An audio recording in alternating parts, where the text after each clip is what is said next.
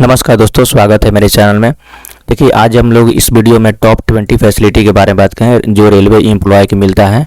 तो देखिए, जो टॉप 10 फैसिलिटी जो था वो पिछले वीडियो में मैंने बात कर चुके हैं। तो उस वीडियो को यदि आप नहीं देखे हैं तो उसे ज़रूर जाके देखिएगा, डिस्क्रिप्शन में उसका लिंक भी दे देंगे। और इसमें 10 से अदर फैसिलिटी के बारे में बात करेंगे और इससे अलावा भी कौन कौन रेलवे एम्प्लॉय के लिए एप्लीकेशन ज़रूरी होता है और उसके बारे में भी डिटेल में बात करेंगे। तो देखिए, इस वीडियो में एजुकेशन में बात करेंगे, एजुकेशन का फैसिलिटी किस तरह से मिलता है, हॉस्टल फैसिलिटी कैसा होता है, लीव हॉलीडे कितने होता है, हॉलीडे होम जो कहीं आप यदि घूमने जाते हैं तो उसको एक अलग से रूम दिया, मतलब होटल होता है और बहुत कम पैसे में उसको मिलता है, तो वह हॉलीडे होम होता है। वह किस तरह से सुविधा मिलता है इसके बारे में बात करेंगे। पास पीटीओ के बारे में बात करें, कितने पास मिलता है, कौन लेवल के कर्मचारी हो कितने पास मिलता है, मेडिकल फैसिलिटी कैसे होता है, कंपनसेशन यानी कि यदि आप ड्यूटी के दौरान यदि इंजरी होता है या मृत्यु हो जाता है तो उसको कितना रुपये क्षतिपूर्ति के रूप में मिलता है, तो इसके बारे में बात करेंगे। रनिंग स्टाफ जो कि लोको पायलट और गार्ड आते हैं, उनके किलोमीटर जैसे कि 100 किलोमीटर चलाने पर उनको कितना पैसे मिलते हैं उसके बारे में बात करेंगे। और रनिंग रूम के क्या सुविधा होता है और उसका अलाउंस कितना मिलता है उसके बारे में बात करेंगे। और नेशनल हॉलीडे अलाउंस जिसे हम एनएच बोलते हैं, तो इसको बात करेंगे कि कितने रुपए यदि आप एनएच लेते हैं तो नहीं लेते हैं तो कितने रुपये उसको दिया जाता है। ठीक है, तो इस वीडियो में बने रहिए, लास्ट तक जरूर देखिएगा। और यदि चैनल को नहीं सब्सक्राइब किए हैं तो जरूर सब्सक्राइब कीजिएगा और अच्छा लगे तो शेयर भी कीजिएगा। ठीक है, देखिए, सबसे पहले बात करते हैं कि हाउस रेंट अलाउंस कितना मिलता है।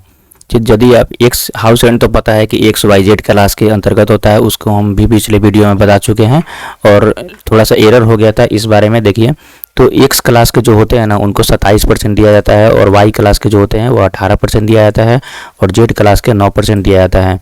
तो ये HRA के रूप में मिलता है और कम से कम आपको मिलेगा तो एक्स में मिलेगा तो 5400 से कम नहीं मिल सकता है, 3600 से कम नहीं मिल सकता है और 1800 से कम नहीं। देखिए, अगला हम लोग बात करेंगे कि नेशनल हॉलीडे अलाउंस के बारे में बात करेंगे। तो नेशनल हॉलीडे अलाउंस वह होता है कि यदि जैसे कि 26 जनवरी है, 26 जनवरी को तो छुट्टी रहना चाहिए, लेकिन उस दिन एनएच रहता है। तो एनएच में यदि आप ड्यूटी करते हैं यानी कि नेशनल हॉलीडे में आपको ड्यूटी करते हैं तो वह इसका अलाउंस मिलता है। और वह अलाउंस किस रूप में मिलता है, तो देखिए, यदि आप लेवल 1 से लेवल 2 कर्मचारी हैं तो आपको 384 रुपया एक दिन का मिलेगा। एनएच एक दिन का होगा तो उसको एक दिन का मिल जाएगा। और लेवल 3 से लेवल 5 का है, लेवल 5 में गुड्स गार्ड आते हैं 2800 ग्रेड पे का, तो उसमें जो आते हैं गुड्स गार्ड आएंगे, सीनियर कॉमर्स कम टिकट क्लर्क आएंगे, सीनियर क्लर्क आएंगे, तो जो इनके लेवल में आते हैं तो उनको 477 रुपये के पर डे के हिसाब से उसको मिलता है। और लेवल 6 से लेवल 8 के बीच में जो रहेंगे, लेवल 6 में स्टेशन मास्टर आते हैं और तो उनको 630 रुपया पर डे के हिसाब से उनको दिया जाता है। ये नेशनल हॉलीडे अलाउंस इसी को बोलते हैं। ठीक है, इसमें एक और कंडीशन होता है कि यदि आप ड्यूटी कर रहे हैं और उसी दिन आपका रेस्ट पड़ रहा है, जैसे आप ड्यूटी करिए उस दिन भी रेस्ट पड़ा तो उस दिन आपका भी नाइट हॉलीडे अलाउंस मिलता है, नेशनल हॉलीडे अलाउंस मिलता है। ठीक है, अब अगला देखते हैं कि पास रूल क्या होता है। तो पास और पीटीओ किस तरह से मिलता है। तो पास पीटीओ मिलने के लिए एक शर्त होता है कि पास उन्हीं लोग को मिलता है, जो आपको तो मिलेगा ही मिलेगा यदि आप रेलवे कर्मचारी हैं तो, और आपके फैमिली को ही मिलेगा। फैमिली वह फैमिली जो आप पे डिपेंडेंट होगा। तो डिपेंडेंट को किस तरह समझेंगे, इसको एक अलग जब मेडिकल फैसिलिटी बताएंगे तो उसका एक अलग चार्ट है, तो उसमें आपको फैमिली डिपेंडेंट समझा देंगे कि कौन कौन लोग फैमिली डिपेंडेंट में आएगा। ठीक है, तो अभी समझते हैं हम कि पास कितने प्रकार का होता है। तो देखिए, पास टोटल होता है, ड्यूटी पास होता है, प्रिविलेज पास जिसको मेन पास बोला जाता है, और स्कूल पास होता है जो बच्चों को मिलता है, पोस्ट रिटायरमेंट कम्प्लीमेंट्री पास होता है, और विडो पास होता है, रेसिडेंशियल पास होता है और स्पेशल पास होता है। लेकिन जो सबसे ज़्यादा जो यूज वाला जो होता है मेनली वह प्रिविलेज पास होता है। इसी बारे में मेनली बात करेंगे। और ठीक है, तो जो ये पास होता है, देखिए, ये जो है कर्मचारी के ऊपर डिपेंड करता है। जैसे कि नॉन गैजेट कैडर में जो आते हैं, जैसे कि जितने भी हम लोग NTPC में और ग्रुप डी में जो रिक्रूटमेंट होता है, ये नॉन गैजेट ऑफिसर के रूप में आते हैं, जिसको लेवल 1, लेवल 2, लेवल 3 और लेवल 4, 5 में बांटा होता है। तो देखिए, जो लेवल 6 या 6 के ऊपर जो होते हैं तो उनको फर्स्ट क्लास का पास दिया जाता है। ठीक है, फर्स्ट क्लास मतलब फर्स्ट AC का पास दिया जाता है। और जो लेवल 2, 3 से लेके 5 के बीच में होते हैं उनको सेकंड AC का पास मिलता है। और लेवल 1 के जो कर्मचारी होते हैं, जो ग्रुप डी के होते हैं, उनको सेकंड क्लास मतलब सेकंड मतलब थर्ड एसी या सेकंड एसी में, और उसको स्लीपर में या स्लीपर में दिया जाता है। ठीक है, बात करते हैं कि कितने पास मिलता है नॉन गैजेट कैरियर के लिए। लेवल 1 हो गया, लेवल 2, लेवल 3 से लेके 6 तक है। तो देखिए इतने जो लेवल 1 से लेके लेवल 6 तक जितने कर्मचारी होते हैं उनको एक सेट पास दिया जाता है। एक सेट पास के मतलब ये है कि कश्मीर से लेके कन्याकुमारी तक आप एक बार जाकर और फिर आ सकते हैं एक सेट के पास में। ठीक है, वह आपको 5 साल, यदि आप रेलवे के 5 साल सर्विस हो जाता है तब तक आपको एक सेट पास दिया जाता है, और 5 साल के ऊपर यदि ये सभी सर्विस आपका होता है तो उस समय आपको 3 सेट देने लगता है। और बस लेकिन अंतर इतना ही होता है, जैसे कि लेवल 1 के ग्रुप डी का भी एक सेट मिलेगा, और जो स्टेशन मास्टर के उनके लिए भी एक सेट मिलेगा। लेकिन अंतर ये रहता है कि जो स्टेशन मास्टर होते हैं उनके लिए फर्स्ट क्लास का यानी कि फर्स्ट एसी का पास दिया जाता है। वहीं लेवल 5 के जो कर्मचारी होते हैं उनको जो भी एक सेट पास मिलता है उनको सेकेंड एसी का दिया जाता है। ठीक है, सेकेंड क्लास ए का दिया जाता है। और जो भी ये लेवल 1 से लेकर लेवल 4 तक जो होते हैं उनको सेकंड दिया जाता है या स्लीपर क्लास का पास दिया जाता है। ये पास का बात हो रहा है। और ये 4 सेट जो है, 4 सेट पीटीओ ग्रुप में होता है। पीटीओ वो होता है जिसमें कि आपको पूरी तरह फ्री नहीं होता है। आप जितना रेलवे के उसका जहाँ तक आपको जाना है वहाँ जितना आपको फेयर होता है उसका 1/3 फेयर आपको लगता है। जैसे कि 300 कहीं का 300 रुपया किराया है तो उसका आपको 100 रुपया लगेगा, उसमें मिल जाएगा। 4 सेट के मतलब ये हुआ कि 4 बार आप जाकर आ सकते हैं। ठीक है, आप अलग अलग भी ले सकते हैं। इसको 8 सेट भी होता है। 8 सेट का मतलब ये है कि आप एक बार जाइए तो आप यदि आपको उधर से नहीं आना है तो आप उतना भी ले सकते हैं, मतलब हाफ भी ले सकते हैं। इसी को पीटीओ बोला जाता है। ठीक है, और मेन पास ये होता है जिसमें कि टोटली फ्री होता है। अब हम लोग बात करेंगे कि क्वार्टर का अलॉटमेंट किस आधार पर किया जाता है। तो देखिए ये टोटली डिपेंड होता है ग्रेड पे के आधार पर। जैसे कि जो भी कर्मचारी 18 से ग्रेड पे के होते हैं यानी कि लेवल 1 के ग्रुप डी के हो गए तो उनको टाइप 1 का क्वार्टर दिया जाता है।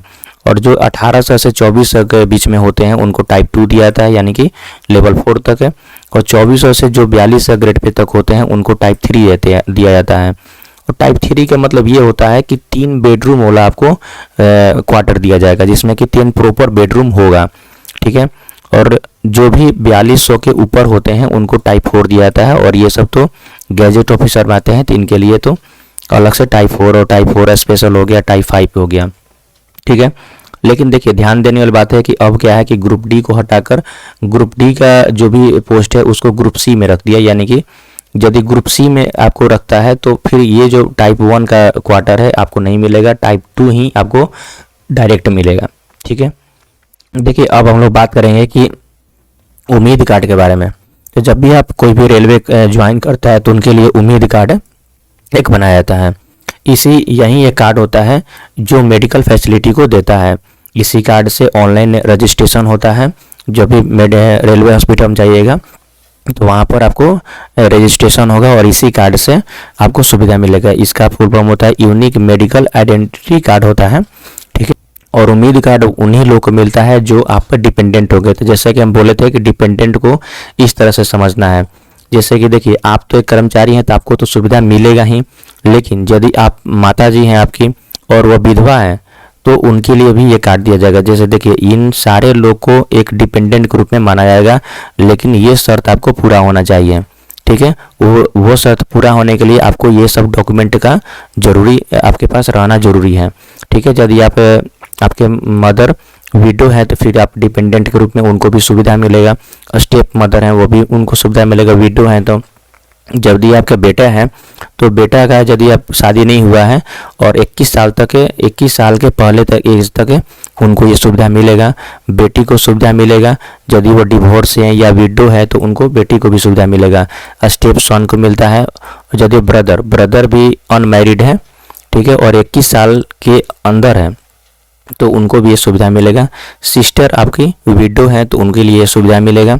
मतलब कि जो भी आप डिपेंडेंट रहेंगे उनको मेडिकल फैसिलिटी उनको दिया जाएगा, और उनका सबका अलग अलग मेडिकल कार्ड यानी कि उम्मीद कार्ड उनका बना होता है, और जितने लोग डिपेंडेंट है उन्हीं लोग का पास भी आप पे दिया जाएगा। जैसे कि आप एक सेट पास को अप्लाई कीजिएगा तो उस पर सारे लोग ये जा सकते हैं। जैसे कि एक सेट आप पटना से लेकर दिल्ली के लिए अप्लाई करते हैं तो आप पे आपका डिपेंडेंट जैसे 4 लोग हैं, आप हैं, आपकी वाइफ है, एक बेटा है और एक बेटी है, तो 4 लोगों का उस पर टिकट होता है, 4 लोगों का सेकंड क्लास का टिकट होगा, और एक आपको अटेंडेंट रखने के लिए एक स्लीपर क्लास का भी सीट दिया जाता है। मतलब टोटल 5 टिकट, 5 को सीट आपको दिया जाएगा।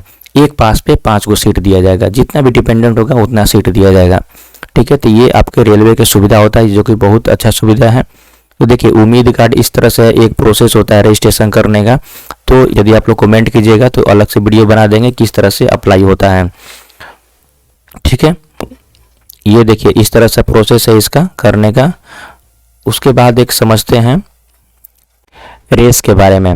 रेस एक ऐसा एप्लीकेशन होता है जिसमें कि जो भी सैलरी आता है उन सैलरी का सारा डिटेल इस रेस में शो करता है, और इसी रेस के द्वारा जो भी आपका सैलरी स्लिप है उसको प्रिंट आउट किया जाता है, उसको निकाला जाता है।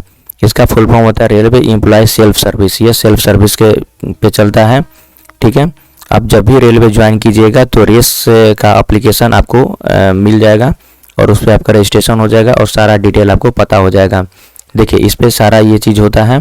तो आपको बायोडाटा इस पे रहेगा, यहाँ पर एम्प्लॉय नंबर रहेगा। ठीक है, यहाँ पर एम्प्लॉय नंबर रहेगा, यहाँ पर आपका इमेज शो होगा। ठीक है, यहाँ पर आप यहाँ क्लिक कीजिएगा तो ये सैलरी आपको बताता है। यहाँ पर एनपीएस पता चलेगा कि कितना रुपये एनपीएस में ऐड हो चुका है। इनकम टैक्स का यहाँ पता चलेगा, लोन का यहाँ पता चलेगा, लीव कितना आपका बचा हुआ है इससे पता चल जाएगा। फैमिली पर आपको डिपेंडेंट कौन कौन है तो इनकी यहाँ से पता चलेगा। रिटायरमेंट बेनिफिट क्या क्या मिलता है ये पता चलेगा, और एफडीएफ यदि आप निकालते हैं तो उसको यहीं से आपका टोटल डिटेल आपको पता चल जाएगा। यही रेस एप्लीकेशन होता है जो कि बहुत यूजफुल होता है। एक होता है HRMS एप्लीकेशन। HRMS ये होता है कि ह्यूमन रिसोर्स मैनेजमेंट सिस्टम होता है, जो कि HRMS से सबसे ज़्यादा ये आजकल इम्पोर्टेंस बढ़ गया है रेलवे में। तो इसका सबसे ज़्यादा यूज पड़ता है तो पास लेने के लिए। पास इसी से अप्लाई होता है, और फिर इसी से यदि आपको अप्रूवल मिलता है तो आपका टिकट बुकिंग हो जाता है IRCTC से। और इसमें आपका सर्विस रिकॉर्ड का पता चलता है कि आपका सर्विस रिकॉर्ड में क्या क्या डॉक्यूमेंट है वो सब आपको पता चल जाएगा। लोन का भी इसमें ही पता चलता है। ठीक है, और देखिए ट्रांसफ़र का भी इसमें सुविधा मिल चुका है। अब जैसे आपको रेलवे ज्वाइन करते हैं, आपको म्यूचुअल ट्रांसफ़र लगाना है, म्यूचुअल ट्रांसफ़र करना है या ऑन रिक्वेस्ट ट्रांसफ़र लगाना है तो यही एप्लीकेशन से आप ऑनलाइन लगा सकते हैं। आपको किसी ऑफिस में जाने की ज़रूरत नहीं पड़ेगा। ठीक है, तो सबसे ज़्यादा ये यूज पड़ता है SR के लिए, पास के लिए और ट्रांसफ़र के लिए। ठीक है, वैसे तो सारा चीज़ इंपॉर्टेंस है। देखिए सर्विस रिकॉर्ड में क्या क्या पता चलता है, देखिए इस चीज़ से आपको आप समझ सकते हैं। देखिए बायोडाटा ये होता है, एम्प्लॉय डिटेल होता है, फैमिली डिक्लेरेशन होता है, क्वालिफिकेशन आपका कितना तक है इसमें पता चल जाएगा। नॉमिनेशन को आप क्या डाले हैं उसको पता चल जाएगा। अवार्ड आपको मिला है तो उसमें आपको पता चलेगा। पनिशमेंट का भी पता चलता है। प्रमोशन, ट्रांसफ़र हो गया, ट्रेनिंग हो गया, लीव हो गया, पब्लिकेशन हो गया, डिप्यूटेशन हो गया, ये सब आपको पता चल जाएगा। ठीक है, ई पास लेने के लिए ये प्रोसेस बताए हुए हैं, तो ई पास के लिए भी हम एक अलग से वीडियो बना देंगे कि नहीं तो ये वीडियो ज़्यादा लंबा हो जाएगा। देखिए दोस्तों, अब हम लोग समझते हैं शिक्षा भत्ता के रूप में, यानी कि जो एजुकेशन अलाउंस मिलता है वह कैसे मिलता है। ठीक है, तो इसमें ये होता है कि यदि आपके 2 बच्चे हैं तो 2 बच्चों को पढ़ाने के लिए पैसा मिलता है, जो कि एक साल में 27,000 रुपये मिलता है एक बच्चा के लिए, दूसरे बच्चा के लिए भी 27,000 रुपये मिलेगा। ठीक है, तो उनके लिए ये पैसा दिया जाता है। लेकिन यदि आपका पहले से एक लड़का है और दूसरे जब बच्चा होने वाला है तो एक से अधिक हो गया या जुड़वा हो गया तो फिर तीनों बच्चे को भी मिलेगा। उस कंडीशन में तीनों बच्चे को मिलेगा। लेकिन आप पहले ही जुड़वा बच्चे हो गए, जैसे 2 बच्चे हो गए पहले बार में ही, तो फिर वह 2 ही का मिलेगा, तीसरे को नहीं मिलेगा। तो 2 तक मिलता है, उसके बाद यदि तीसरा को नहीं मिलता है। ठीक है, तो ये बोला जाता है कि देखिए कक्षा नर्सरी से लेकर 12वीं तक है, अथवा 10वीं कक्षा पास करने के बाद ITI डिप्लोमा पॉलिटेक्निक के लिए ये सब पैसा दिया जाता है। 27,000 प्रति वर्ष दिया जाता है। ये स्कूल का वो रिसिप्ट लगता है, उसके अनुसार वह दिया जाता है। वर्ष में एक बार होता है। आर्थिक वर्ष समाप्त होने पर इसको दिया जाता है। लेकिन यदि आपका विकलांग बच्चा है तो उसके लिए ये दुगना पैसा दिया जाता है। 27,000 का फिर दुगना रुपया विकलांग बच्चों के लिए ये मिलेगा, जो कि बहुत ये बेनिफिट होता है। और आपको इतना ऐसा तो नहीं है कि आप 27,000 में पढ़ा लीजिएगा बच्चों को, लेकिन आपको बहुत ज़्यादा हेल्प मिल जाएगा इसको करने के लिए। हॉस्टल सब्सिडी के बारे में देखिए बात करते हैं कि हॉस्टल सब्सिडी, हॉस्टल में यदि आप बच्चे को रखते हैं तो उसके लिए क्या सुविधा मिलता है। तो सरकारी मान्यता प्राप्त शिक्षा संस्थानों में पढ़ने वाले बच्चे 2 बच्चों के लिए या दूसरे प्रसव में 1 से अधिक बच्चे होने के कारण बच्चों की संख्या 2 से अधिक हो गई, या परिवार नियोजन ऑपरेशन फेल होने की अवस्था में तीसरे बच्चे हेतु ये सब्सिडी ये दिया जाता है। ये कंडीशन है। अब देखते हैं किस तरह मिलता है। तो कक्षा नर्सरी से 12वीं तक या 10वीं कक्षा पास करने के बाद ITI डिप्लोमा कोर्स पॉलिटेक्निक 2 वर्षों के लिए इसको दिया जाता है। और प्रति माह कितना होगा, तो 6,750 रुपये प्रति माह दिया जाएगा, अथवा लॉजिंग एवं बोर्डिंग के लिए खर्च की गई राशि इसमें से जो भी कम हो। ये वर्ष में एक बार दिया जाता है आर्थिक वर्ष समाप्त होने पर। और कर्मचारी का आवास से यदि 50 किलोमीटर या अधिक दूरी पर स्कूल या कॉलेज रहना चाहिए तब यह सुविधा मिलता है। ऐसा नहीं है कि पास में घर है उसको रख दिए तो फिर उसको मिलने लगेगा। विकलांग बच्चों के लिए इसमें भी दोगुना मिलता है। ठीक है, इसका कंडीशन है कि कौन से बच्चों को मिलेगा। ये नोट में देखते हैं क्या लिखा है कि यदि पति पत्नी दोनों सरकारी कर्मचारी में हो तो दोनों में से किसी एक को ही शिक्षा भत्ता या हॉस्टल सब्सिडी का लाभ मिलेगा। ये अब छुट्टी के नियम देखते हैं। तो देखिए आकस्मिक छुट्टी जो होता है जिसको हम CL बोलते हैं, तो CL ये जैसे कि जो क्लर्क होते हैं उनको 8 दिन का होता है। जैसे कि जो प्रशासनिक कार्यालय में कर्मचारी होते हैं, यानी कि जो क्लर्कियल बेस्ट होते हैं, उनको 8 दिन का ही मिलता है 1 वर्ष में। और जो ओपन लाइन कर्मचारी होते हैं उनको 10 दिन का मिलता है 1 वर्ष में। कैलेंडर के माध्यम से हम बता देंगे कि कौन कौन से ओपन लाइन कर्मचारी होते हैं, कौन से वह होते हैं। ठीक है, और लेकिन दिव्यांग कोई कर्मचारी है तो उनके लिए अतिरिक्त 4 दिन का अलग से दिया जाता है। और अर्जित अवकाश उसको बोलते हैं जिसको हम LAP बोला जाता है। ठीक है, LAP इसको बोला जाता है, जो 1 जनवरी से 30 जून के बीच में 15 दिन के दिया जाता है। यानी कि वर्ष में एक ही बार ऐसा नहीं है कि उनको 30 दिन का मिल जाएगा। टोटल 30 दिन का मिलता है, लेकिन एक ही बार नहीं मिलता है, 2 इंस्टॉलमेंट मिलता है। 1 जनवरी से 30 जून के बीच में 15 दिन के मिल जाएगा, और 1 जुलाई से 31 दिसंबर के बीच में उनको 15 दिन के मिलेगा। और ये दिया है कि अधिकतम जमा अर्जित अवकाश जो है वह 300 + 15 दिन। इसका मतलब ये है कि यदि आपका जहाँ आपका ड्यूटी है वहाँ से आपको घर नज़दीक है, वहीं पर आप रखते हैं, तो ज़्यादा उन लोग जो होते हैं वो ज़्यादा छुट्टी नहीं लेते हैं। तो छुट्टी नहीं लीजिएगा तो छुट्टी आपका कोलेक्ट होते हुए रहेगा। तो ऐसा नहीं है कि आप कोलेक्ट होते रहेगा तो बहुत ज़्यादा हो जाएगा। 300 छुट्टी तक, 300 LAP तक आपका कोलेक्ट होगा। उसके बाद जो भी होगा 300 + 15 दिन तक होगा। उसके बाद जो भी होगा वो लैप्स कर जाएगा, उसको नहीं माना जाएगा। ये जो होता है 300 तक ये छुट्टी, लास्ट में जब आप रिटायरमेंट कीजिएगा तो 300 दिन का एक्स्ट्रा पेमेंट दिया जाता है। 300 दिन लगभग आपका तो लगभग 1 साल तो हो ही गया। तो सोचिए कि जब आप रिटायरमेंट करेंगे तो आपको 1 साल का एक्स्ट्रा पेमेंट दिया जाएगा। उस समय आपका पेमेंट भी बहुत ज़्यादा, सैलरी हाई रहेगा। और उस समय का समझिए कि 12 महीना का जोड़ दिया जाए, 11-12 महीना का, तो सैलरी कितना ज़्यादा हो जाएगा। तो बहुत ज़्यादा बेनिफिट होता है। तो 300 तक बचा देना चाहिए छुट्टी। उसके बाद एक हाफ LAP होता है। हाफ LAP जो होता है वह, इसको आधा अर्जित अवकाश बोलते हैं। ये जो होता है यदि आप बीमार पड़ते हैं तो उस कंडीशन में इसको दिया जाता है। तो इसको भी 2 इंस्टॉल में मिलता है। 1 जनवरी से 30 जून के बीच में 10 दिन का मिलता है, और 1 जुलाई से 30 दिसंबर के बीच में आपको 10 दिन का मिलता है। तो उस कंडीशन में आपको 20 दिन का हुआ। लेकिन यदि आपको ये हाफ हुआ, लेकिन आपको यदि फुल लेना है तो इसके लिए केवल 10 दिन का ही छुट्टी इसको माना जाएगा। क्योंकि फुल में 10 दिन का होता है, 2 से भाग देंगे तो 10 दिन का आपको टोटल छुट्टी माना जाएगा। ठीक है, इसमें देखिए उपयोग मेडिकल सर्टिफिकेट के आधार पर इसको, अथवा कोई छुट्टी दे नहीं रहने पर इसको हाफ LAP को दिया जाता है। मतलब कि यदि आपका CL भी खत्म हो गया, LAP भी खत्म हो गया, तब हाफ LAP दिया जाएगा। नहीं तो आपका यदि रेलवे हॉस्पिटल में जाते हैं और बोलता है कि नहीं आपको रेस्ट करने की ज़रूरत है या RMC लगाने की ज़रूरत है, तो फिर उसको हाफ LAP दिया जाता है। अगला बात करते हैं मातृत्व अवकाश पर। मातृत्व अवकाश जो ये महिला कर्मचारी को 2 या कम जीवित बच्चों के लिए रहने पर अधिकतम 180 दिन के मेडिकल सर्टिफिकेट के आधार पर इसको दिया था, मतलब कि 6 महीना का इसको दिया जाएगा। और गर्भपात होने पर 45 दिन का दिया जाएगा, बंध्याकरण पे 14 दिन का दिया जाता है छुट्टी। ठीक है, ये तो मातृत्व अवकाश हो गया। पितृत्व अवकाश होता है, ये पुरुष कर्मचारी को मिलता है। उनको 2 या उससे कम जीवित बच्चों के लिए, यानी कि 1 या 2 तक जो बच्चा है उनके लिए 15 दिन का दिया जाता है। नसबंदी कराने पर 6 दिन की छुट्टी होता है और पत्नी के बंध्याकरण पे उनको केयर करने के लिए यह 7 दिन का दिया जाता है। ठीक है, और इसमें ये मातृत्व अवकाश में ये भी सुविधा होता है कि यदि आप एक ही बच्चा रखना चाहते हैं तो 2 बच्चा के तो छुट्टी ग्रांट रेलवे कर रहा है, तो 2 बच्चा का छुट्टी, यानी कि एक बच्चा के 6 महीना हुआ तो 2 बच्चा का जो 1 साल का छुट्टी हुआ एक ही बार आप ले सकते हैं। इसके लिए ये सुविधा है, तो आप ऐसे भी कर सकते हैं।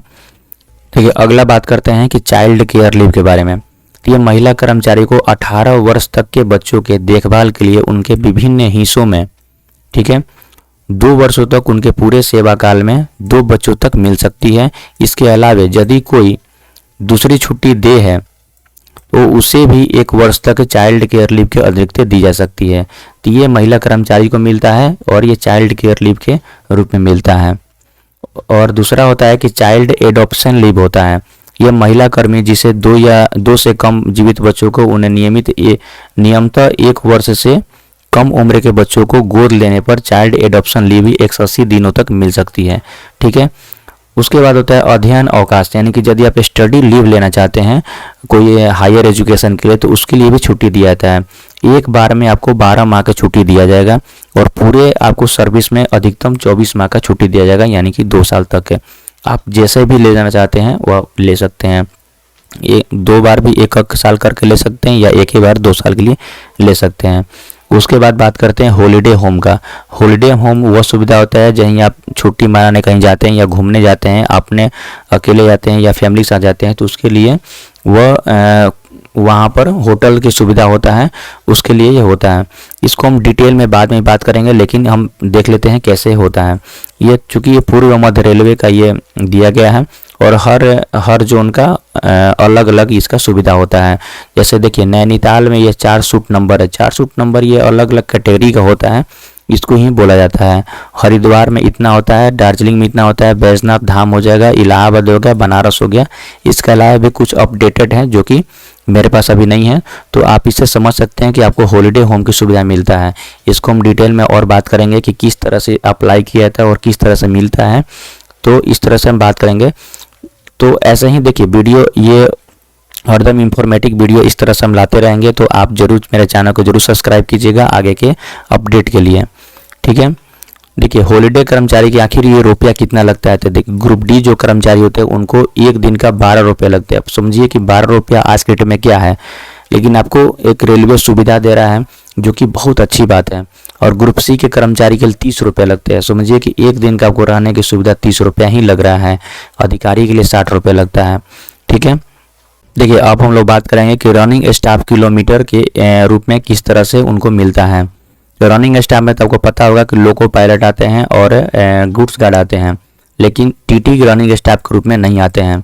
भले वो ट्रेन में ड्यूटी करते हैं लेकिन वो रनिंग स्टाफ नहीं कहलाते हैं।